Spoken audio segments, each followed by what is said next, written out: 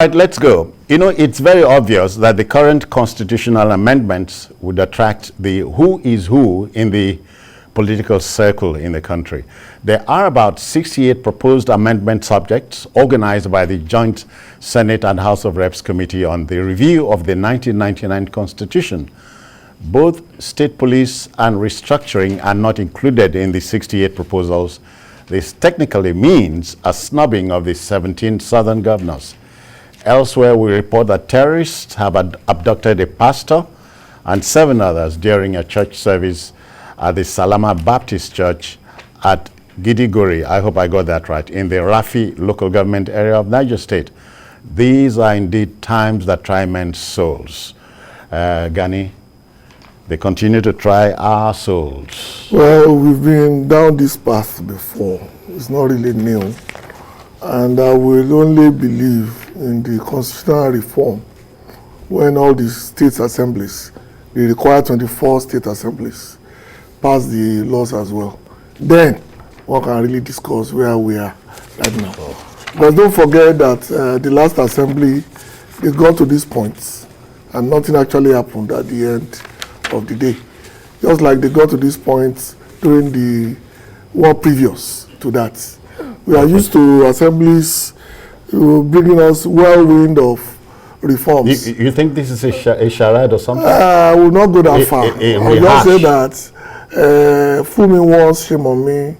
Fool me once, shame on you. Fool me twice, shame on me. I will talk about this comprehensively only when those amendments became law. Yeah, Jami, but you know, at the time when we think the exclusive list has over 60 subject matters that should come for an overhaul, we are wondering why the National Assembly is precluding state police and restructuring subjects. Even if they include those two critical issues, the timeline is so short now that if you look at the processes that they need to pass through before they can effect those amendments, it's almost impossible for this, is it 8th or ninth. For this 9th assembly to pass it. Now, beginning from today and, well, from tomorrow and Wednesday, they will need to take each of those items and amendments and start discussing them. Now, after that, they will now pass it to all the states, the 36 states out of assembly, out of which 24 states houses of assembly must concur. Must ratify. So, and with the release of the timetable by INEC, it has put all of them on fast track mode now. Tenterhooks. Yeah, because before now they were expecting an August date for the conclusion of party primaries, but now it has been brought forward to June 3rd. And give it to those politicians, they are masters of the game. No, the survivor, their own personal survivor. It's more important. Going back to the either red or green chamber is more important than any amendment they want to pass. Wow. Yeah, I can take a bet on that. So that getting their ticket back, imagine as a candidate, especially given the fact that we have a little over 90 days for the processes of emergence of candidates to be concluded. As given the guideline read out by INEC over the weekend, you know that they will give little or no consideration to constitutional amendment. GKB, but let's broach it. Okay. Is our problem constitutional, structural, and or otherwise? Yeah, our problem is basically constitutional, because those who do not have the ability to perform will always rely on telling us that's because what the Constitution says, that they are handicapped by the provisions of the Constitution, which in itself is not supposed to be. The Constitution is basically a tool for you to lead to development, not to hinder it. And we have many examples of governors, especially the 70 southern governors, who have already decided that come rain, come weather, they are going to create whatever you call it, equivalent of the state police. And now the genie is out of the bottle. I play the devil. I'm talking on the premise that the law has been passed. All the amendments are gone. So it's an hypothetical situation. Given that reality, nothing can stop the creation of whatever name you call it. Is this Yagu, Monteku? Those are come to stay. That's the reality of our reality. And so whether they touch it or not, things are being restructured in such a manner that they cannot help but join the train. But like I said, like Moji said, we are just moving ahead of ourselves. But I'm surprised to hear you say our problem is chiefly constitutional. No, I said that's what people who do not perform at different levels and their failure on. Our job is basically to remove. They said that I'm not the chief security officer. I don't have the police. I don't control my resources. All these are excuses that can be justified based on the fact that they are constitutional. That doesn't mean that when we change the constitution, they will not look for new fresh, freshly minted excuses. Yeah. But for today, that is what they're hanging on to explain away their failure. They say politicians are very good at histrionics, Majid. But quickly, let's look at the executive list. Even if the thing does not come from the governors, don't you think the executive should feel this weight under 66 items? Yeah, you see, we prioritize things that are not important to us.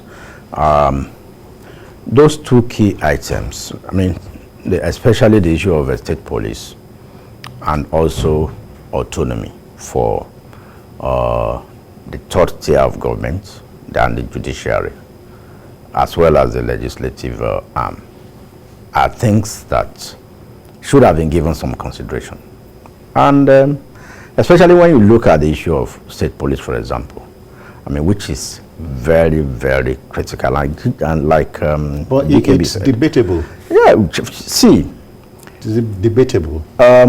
We are having this myriad of insecurity issues in the country because of the kind of the structure of the security structure we are running.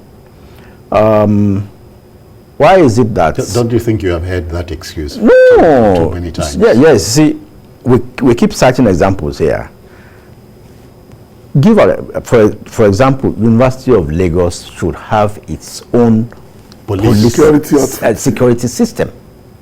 Okay. That understands the nooks and crannies paid for by the university. Okay. Now, the police, the Nigeria police that we are running today, is being funded by most of the state governments. Anyway, you can. The last time the president came to commission or inaugurate some security. But you know, that's very interesting to hear. See, essentially because most of these states can hardly pay the minimum wage. Yeah, but fine. Yeah, some of them can't pay minimum wage, but then it's it's costlier if you don't maintain security. I mean, at the end of the day, you spend more money than what you need to do with minimum wage. So there are two different things. It's only when you are secure that you can think of whether you have eaten or not. Who is talking about minimum wage in Ukraine now? Everybody is taking arms and fighting because their lives matter first. So that's why the issue of security should be taken seriously. New York Police Department, NYPD, they didn't say it's American police. And in New York, you still have the universities in New York having their own police system. That it brings this thing down. And the counties. Unlike you go and bring an Abakari to come and fight kidnappers in Ikorodu. It will force you 6 months to study the terrain. But if we have a police for Ikorodu division, I mean, they will know where the bad boys are hiding. You are not worried about the concurrent judiciary. No, those ones. Those, for the judiciary, I mean, these are checks and balances. If you give the judiciary their autonomy, of course, the executive will still serve as. I mean, we have auditors. The auditors are from the executive arm. So there are checks and balances. Well, okay. Let that debate continue. But GKB, you know, there's a second leg to the story. Okay. The tragedy in Niger State. People were at church and then terrorists broke in, abducted the pastor and seven inmates. Yeah. It looks like it's a way of life now. Well, just like the virus is here for us to stay, we've come to accept that northern Nigeria will have to live with these bandits for as long as they do not have the will to do the needful. The needful being, of course, creating state police. And so you see they are linked. They are not really different. One is a consequence of the lack of the first. And like Majid said, we must understand that police is not necessarily a panacea for insecurity. Sometimes security is a deterrent, not an afterthought. Yeah. Because what they look at is that would that now mean that people will pick on their opponents? Of course, they already pick on their opponents now anyway. So state police will not change it fundamentally. Because if the party at the center does not agree with the party at the state, they will still have issues. And don't forget, even with the present structure, where governors are supposed to have input into the kind of CPs that they sent. A CP still, remember, less than a year ago, refused to take direct order from the governor in the east when things got out of hand. Because it sounds very romantic when you are saying it, but when the reality is that a CP will have to obey a governor, he will think twice and say, please, call my boss. And like a popular quote, I'm too small to call my boss. Yeah, but call him. Imo State does not seem to help your argument here. No, there will be instances, but just like any other situation. Yeah. But what we are saying is that on the general scale of general good for our people, it's better for states, local governments, institutions to have their own. If you don't call them police, call them security outfits. Like he said, in the US, every borough has its own police, even within the same city. I don't forget that. My trouble with your comparing us with we don't copy are we US. Are we not running the type of government? Are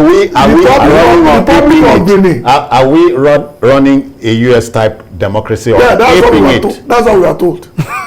That's what we are told. That's what they sold to us in '79. Okay. That because the regions were too powerful and too divisive, let's create a federal system. That means that one person will have to go all over the country and then beg for votes and represent everybody. But we know how far that has taken us. Yeah, but let me report that a certain gentleman, Fabian, is calling us from Owerri. Okay. Fabian, good evening to you. Hello. Yeah, Fabian, welcome. Hello. Yeah. Fidel Onyeneke, Chief Fidel Onyeneke. Fabian. Oh, Fabian. Welcome. Go on. Fidel. Good. I want to say that the issue is not state police, because even when we have state police or localize the police system, it will be abused by politicians. They will take undue advantage of this and cause mayhem, use them as stops.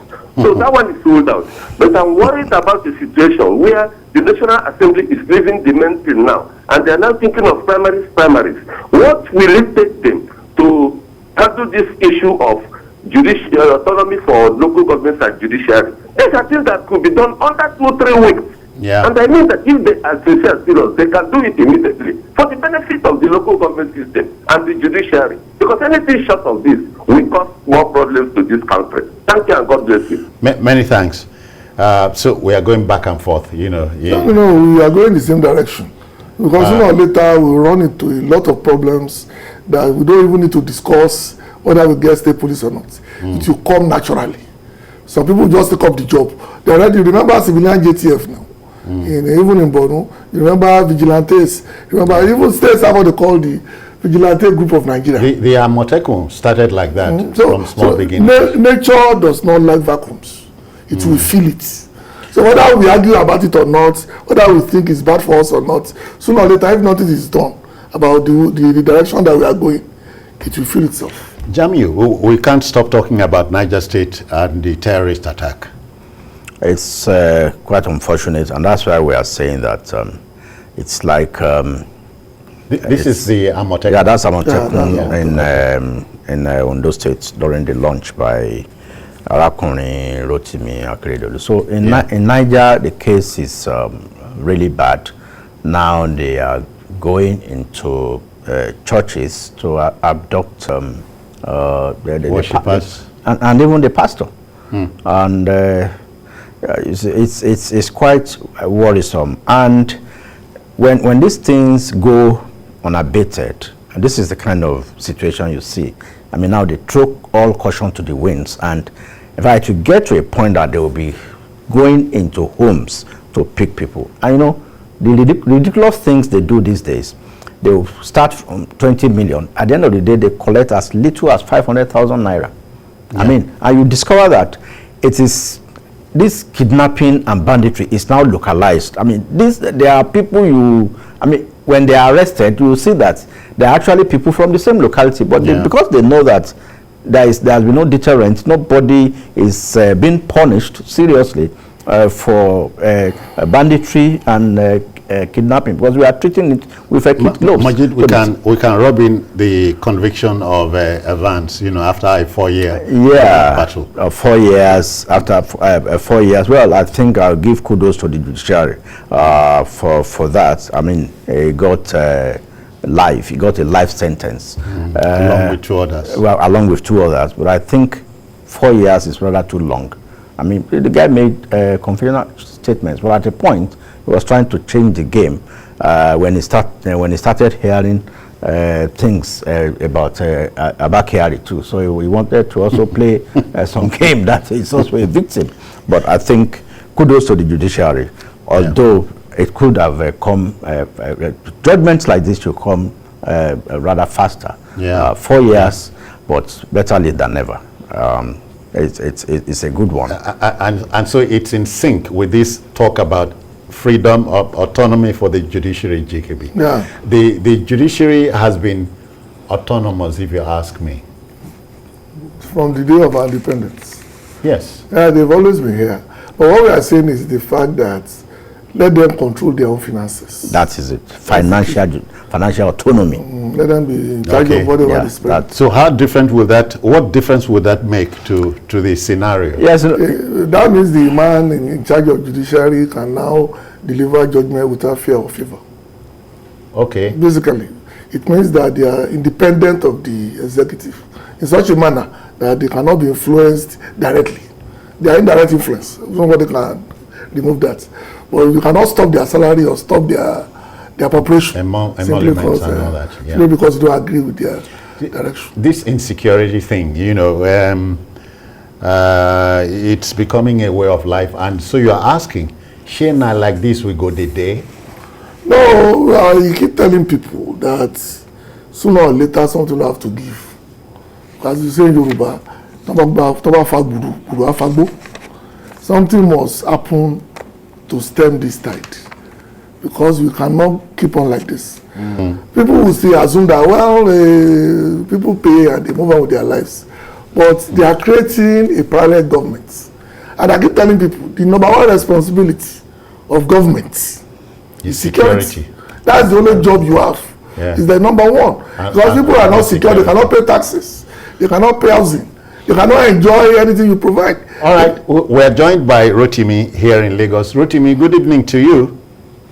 Good evening, Mr. Jones and the guests there. Oh yeah, they greet you. On the ongoing constitutional amendments, it should be a disservice to Nigeria if the National Assembly refuse to implement state and community policing, which we had in the First Republic.